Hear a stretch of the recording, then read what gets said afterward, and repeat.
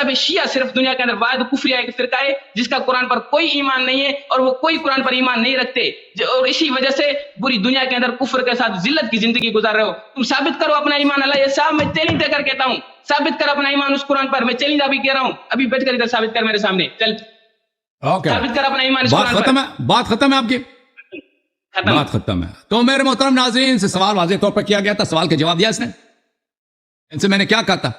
میں نے ان سے کہا تھا کہ اگر تم کیا آپ یہی سمجھتے ہیں کہ شیعہ کافر اس لیے ہیں کہ قرآن کو ناقص سمجھتے ہیں؟ یہ جو قرآن کو ناقص سمجھے وہ کافر ہوتا ہے؟ جو قرآن کو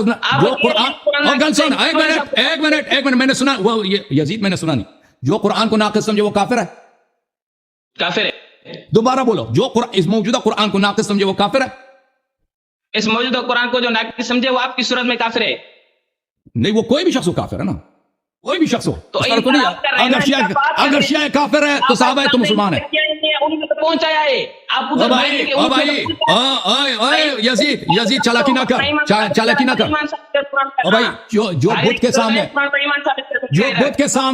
بدھ کے سامنے سجدہ کرے وہ مسلمان ہے یا کافر ہے؟ علم کے سامنے سجدہ کرنے والا جس طرح کافر ہے اسی طرح وہ بھی کافر ہے. جو بدھ کے سامنے سجدہ کرے، جو بدھ کو اللہ مانے، وہ مسلمان ہے یا کافر ہے؟ یزید بولو. اس طرح گھوڑے کو اللہ ماننے والا کافر ہے اسی طرح وہ بھی کافر ہے. اچھا، ہم دیکھو ہمارا اسٹائل یہاں پہ علم گفتگو ہے. اگر تم میرے سوالات کا جواب نہیں دو گے، نہیں تو میں خداحافظی کروں گا. نہیں، میرے دیکھو یہ سوال بہت آسان ہے. جو بدھ کو، جو ہندو بدھ کو سامنے، ایزی جواب ہے. اوکے بھائی، ٹھیک ہے بھائی، ٹھیک ہے. ایزی جواب. تم اگر میرے سوال دیکھو، میں ایک دفعہ پھر تجھ سے پوچھتا ہوں، جو بدھ کو اللہ مانتا ہے وہ مسلمان ہے یا کافر؟ اس کا صحیح جواب نہیں دو گے تو میں ایک بات کروں گا آپ سے. بالکل سمپل سا جواب ہے. جس طرح گھوڑے کو اللہ ماننے والا، حضرت علی کو اللہ ماننے والا، دیکھیں میرے سوال کا جواب نہیں ہے. ٹھیک ہے بھائی، کوئی شیعہ دنیا میں نہیں ہے کہ جو گھوڑے کو اللہ مانے. دیکھو ہم جھوٹے آدمی سے گفتگو نہیں کرنا چاہتے، کیونکہ کوئی یہاں پہ شیعہ نہیں ہے دنیا میں جو گھوڑے کو اللہ سمجھے یا جو علم کو اللہ سمجھے. یہ کسی شیعہ کا عقیدہ ہے. جو جاہل سے جاہل شیعہ ہے وہ اس کو عقیدہ نہیں ہے کہ گھوڑا اللہ ہے. لیکن دنیا میں بہت سارے لوگ ہیں جو بدھ کے سامنے سجدہ کرتے ہیں، بدھ کو اللہ سمجھتے ہیں اور وہ اس کی پوجا کرتے ہیں. یہ کافر ہے. کفر ہر جگہ کفر ہے. کفر ہر جگہ کفر ہے بھائی. میں نے آپ سے پوچھا کہ جو قرآن کو ناقص سمجھے وہ کافر ہے یا نہیں؟ آپ نے کہا، پہلے کہا کافر ہے، پھر اپنی بات سے پھر گئے. جو بولا آپ کافر ہیں، جو آپ کی طرح عقیدہ وہ کافر ہے. بھائی نہیں، اس طرح نہیں ہے. جو بھی قرآن کو ناقص سمجھے، کفر ہر جگہ کفر ہے. چاہے وہ صحابی ہو چاہے شیعہ ہو، وہ کافر ہے. ملاحظہ کر کتاب المصنف فی الاحادیث والآثار الجزء السابع. میں تجھے بتاتا ہوں کافر کون ہے. تم اپنے عالم کو لے کے آؤ تاکہ ہم بات کریں صرف اسی موضوع پر. دیکھیں کوئی عالم آپ کے فرقے کا آ جائے نا، آپ کی طرح نہ ہو کہ مجھے آتا نہیں ہے اور میرے سوالات کا جواب وہ نہ دے. ٹھیک ہے، میں آپ کے سوالات ایمانداری سے جواب دوں گا، آپ میرے سوالات کا جواب ایمانداری سے دے دیں. آپ اپنے عالم کو لے کے آئیں تاکہ ہم گفتگو کریں کہ عمر کا عقیدہ قرآن کے متعلق کیا ہے، عثمان کا عقیدہ قرآن کے متعلق کیا ہے، عائشہ کا عقیدہ قرآن کے متعلق کیا ہے، عبداللہ ابن مسعود کا عقیدہ اس قرآن کے متعلق کیا ہے، ابی ابن کعب کا عقیدہ اس قرآن کے متعلق کیا ہے. میں نے آپ سے بہت آسان سوال کیا. میں نے کہا کہ ایک صحابی کا دکھاؤ کہ وہ اس موجودہ قرآن کو کامل سمجھتا ہو. ہم مانیں گے ہم کافر ہے بھائی. میں نے آپ سے یہ مطالبہ کیا. آپ کہتے ہیں گارنٹی دیتے ہیں. بھائی گارنٹی، آپ کی گارنٹی سے کیا فرق پڑتا ہے؟ آپ کی شکل یزید جیسے، آپ کی گارنٹی پہ لعنت. آپ دلیل لے کے آؤ نا کہ فلان صحابی نے کہا کہ یہ موجودہ قرآن کامل ہے. آپ کے پاس تو کچھ بھی نہیں ہے. یہ تمہارا عمر ہے بھائی، یہ تمہارا فاروق ہے. یزید دیکھو یہ تمہارا فاروق ہے. کتاب المصنف فی الاحادیث والآثار جزء السابع چاپ المکتب الاسلامی، یہ صفحہ نمبر 330 ہے. ثم قال، یا عمر نے خطبہ دیا. عبد الرزاق معمر سے، ابن جدعان سے، یوسف بن مہران سے، سمع ابن عباس یقول، عمر نے خطبہ دیا، لا تخدعن عن آیة الرجم فإنها قد نزلت في كتاب الله عز وجل وقرأناها.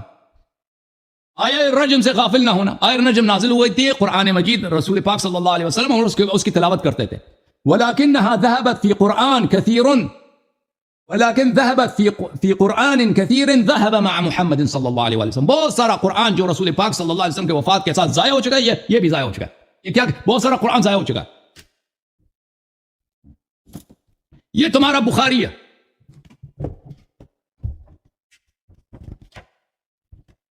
یہ تمہارا کیا ہے؟ بخاری ہے.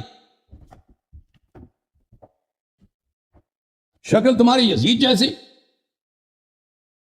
اور تیرا اخلاق بھی یزید جیسا، اور یہ تیرے لیے تعریف ہے کیونکہ تو یزید کو اپنا امیر الفاسقین سمجھتا ہے نا. یہ تو تیرے لیے تعریف ہے.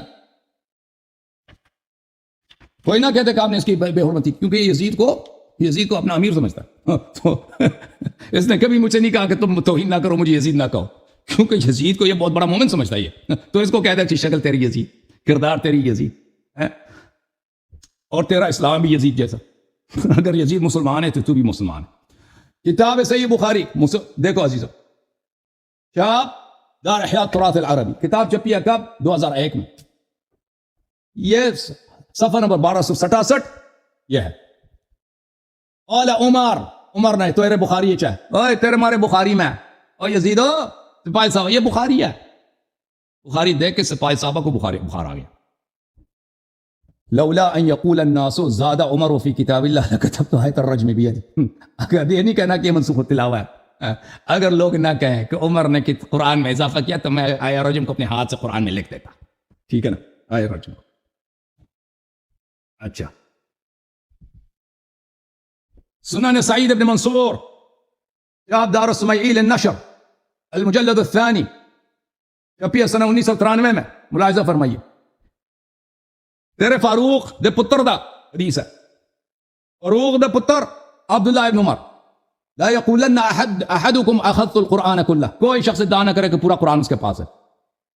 اے ہائے ہائے ہائے، اے یزید، اے کی ہویا، اے صحابہ کافر ہوئے ہیں، کیسا قرآن کو جو ناقص سمجھے وہ کافر ہوتا ہے۔ یا عبداللہ ابن عمر کہے، کوئی نہ، وہ عمر نبی کہہ دے نا، کوئی نہ کہے، بہت سارا پیغمبر کے ساتھ بہت سارا قرآن ضائع ہو گیا ان کے موت کے ساتھ، صلی اللہ علیہ وسلم۔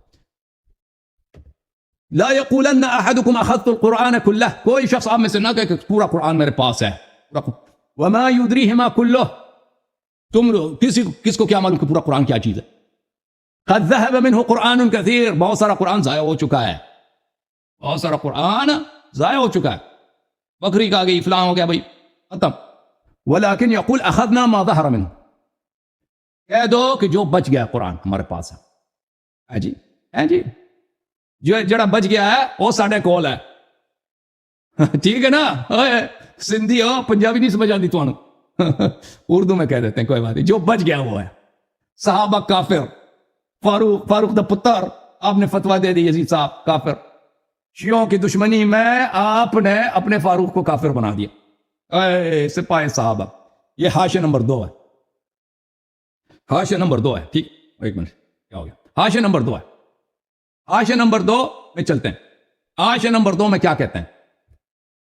هذا السند صحیح لا مجال للشک فی، اے سند جڑا ہے، اے سند چنگی سند ہے، صحیح سند ہے، اس وچ شک دی کوئی گنجائش نہیں، لأنه محلا بسلسلة من ائمة الحدیث، کیونکہ اے جڑا سند ہے، اے سند مزین ہے، اے سند دی کیا ڈیکوریٹڈ سند ہے، اے دے نال جڑے نا ائمہ حدیث نے، وہ کڑے نے اسماعیل ابن علیہ، ایوب السختیانی و نافع مولا ابن عمر، سند بھی عالی، علو الاسناد کے ساتھ، پورا قرآن کو اس نے ناقص کر دیا، پورا قرآن ہے نہیں کسی کو۔ اچھا، اے تڑے فاروق دا، فاروق کی ہویا؟